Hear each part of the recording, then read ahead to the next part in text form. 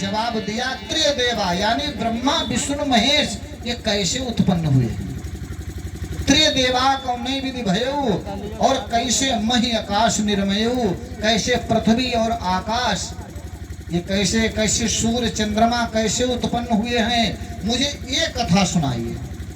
कहीं भी भाई शरीर की रचना भाषा साहेब उत्पत्ति रचना, ये शरीर की रचना कैसे हुई, कैसे संसार रचाया गया, ये सब कैसे उत्पन्न हुए हैं, सदगुरु हमें वो पावन कथा सुनाई। संसार के हित की कथा सुनी।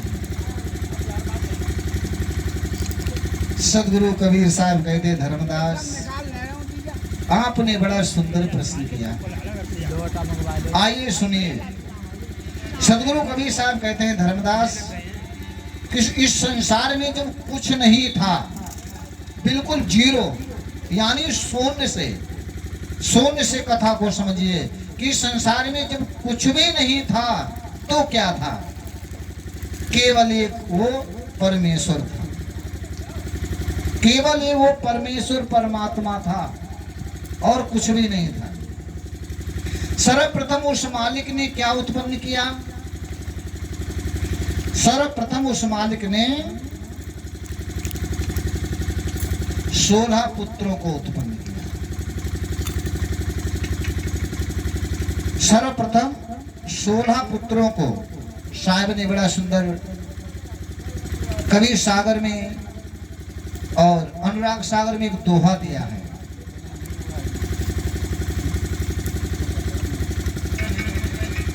वो उन पुत्रों का जन्म नहीं हुआ, वो यानी 5 तत्वों के शरीर तो थे, लेकिन जो 5 तत्वों का शरीर हमारा आपका बना है, इन तत्वों का नहीं। हमारा तुम्हारा जो शरीर बना है ये कच्चे तत्वों का है, लेकिन जो साहब जो रचना करते हैं 16 सुत की, वो पक्के तत्व हैं, कच्चे तत्व नहीं है। बताया है कि सृष्टि काल के आदि में उसी कल्प की बात,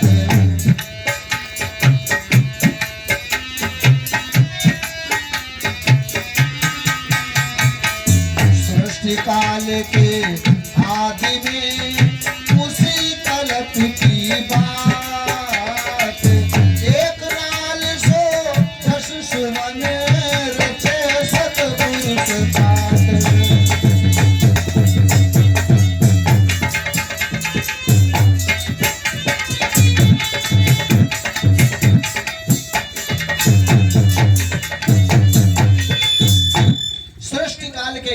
आदि माने सबसे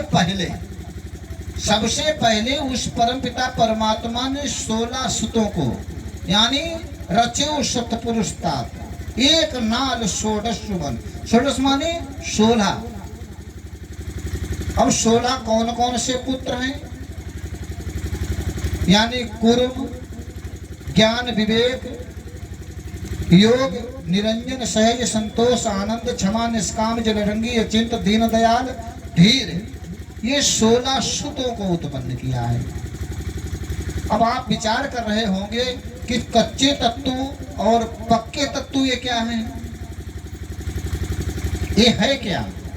कच्चे तत्व में पृथ्वी तत्व आता है, पृथ्वी तत्व है एक कच्चे तत्व में, और पृथ्वी तत्व का पक्का तत्व है सत्य, जल तत्व का सत्य है विचार पक्का तत्व में, वायु का यानी पक्का तत्व है दया, अग्नि का पक्का तत्व है शील, और आकाश का पक्का तत्व है धैर्य। ये पक्के तत्व हैं। ये जल, पृथ्वी, वायु, अग्नि, आकाश, चित्त, जल, पावक, गगन, समीरा, पंच रचित यह अधम शरीरा, ये कच्चे तत्व हैं। सत्य, विचार, दया, शील और धैर्य ये पक्के तत्व हैं। इन पक्के तत्वों के 16 पुत्र उत्पन्न हुए हैं। अब इस प्रकार से अब ये पक्के तत्व से जो 16 सुत हैं, इनमें 5वां बेटा जो है वो निरंजन है। बताया है कि नाल 5वें भ्रात से दंपति रीति निभाए, विधि हरिहर तीनों जने आदि शक्ति कहला। यानी जो पांचवा बेटा है निरंजन। अब निरंजन विचार करता है कि हम इस संसार में क्यों बनाए गए हैं, मुझे करना क्या चाहिए, मेरा कर्तव्य क्या है, मेरा धर्म क्या है, मैं किस काम के लिए उत्पन्न किया गया हूं, मुझे विधिवत अपना काम करना चाहिए। अब हुआ क्या, निरंजन ने विचार किया कि मुझे अब तपस्या करनी चाहिए। वो उस परम पिता परमात्मा सत्य पुरुष की तपस्या में लीन हो गया। अब बहुत वर्षों तक, हजारों लाखों वर्षों तक तपस्या में लीन रहा। उसी समय आकाशवाणी हुई कि निरंजन, आपने किस कार्य के लिए तपस्या की है, हमसे वरदान मांगो। जब वरदान की बात कही है तो निरंजन कहता है कि साहब, कहे निरंजन शीश नवाई, देव ठोर जहां बैठूं जाई। अब मुझे कोई स्थान दीजिए जहां मैं आराम से रह सकूं, स्थिर हो जाऊं, जहां पे मेरा कोई निवास हो, रहने के लिए हमारे कुछ व्यवस्था करिए। सत्यपुरुष ने कहा ठीक है, तो उसको मान सरोवर का स्थान दिया। मान सरोवर, मान सरोवर आप लोग जानते होंगे कहाँ है, जानते हैं? जानते हैं। मान सरोवर इस समय चीन की सीमा में लगता है। चीन में जो बद्रिका आश्रम कैलाश के निकट पड़ता है, यहाँ से जैसे हरिद्वार है, ऋषिकेश है, केदारनाथ है, बद्रीनाथ है, बद्रीनाथ के आगे बस उधर कैलाश, मान सरोवर, जो ये हमारे ये साकार में हम बताते हैं। वैसे मान सरोवर का स्थान हमारे कबीर साहब ने शरीर के अंदर भी बताया कि मान सरोवर में, अब ये हंस मान सरोवर में ही स्नान करके अपने जीवन को कृतार्थ करता है। अब क्या, मान सरोवर में कहा कि अब आप आराम से रहो, मान सरोवर का स्थान दे दिया। लेकिन अब निरंजन को मान सरोवर में भी चैन नहीं आ रहा। अब उसने फिर तपस्या की। जब तपस्या की तो सदगुरु सत्य पुरुष ने सहेज से कहा, बेटा जाओ निरंजन से पूछो कि क्या इच्छा है, किस लिए, अब क्यों तपस्या करता है। तो उन्होंने कहा ठीक है, हम पूछेंगे। जाके फिर निरंजन से पूछा कि बताओ भाई, अब क्या आपकी इच्छा है। तो जवाब दिया कि ऐसा है, अब हम संसार की रचना करना चाहते हैं। अब मूल बात पे आया।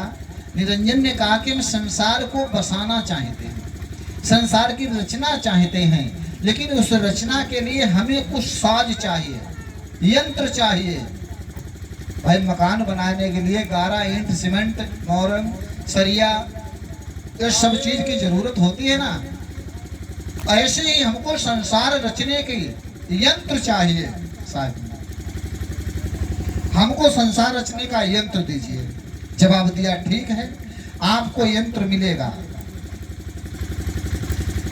बताया है कि जाओ, कुरुम है तुम्हारा भाई कुरुम, वो तपस्या में लीन है और उसके उदर में ये सारे यंत्र हैं।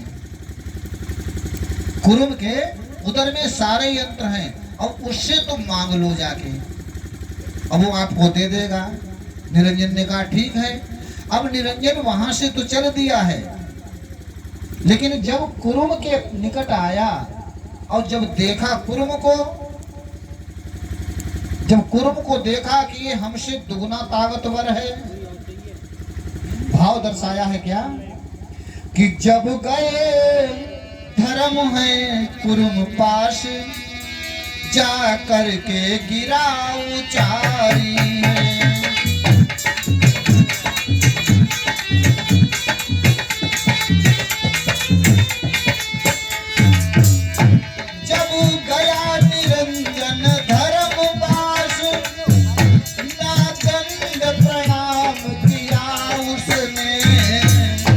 अभिमान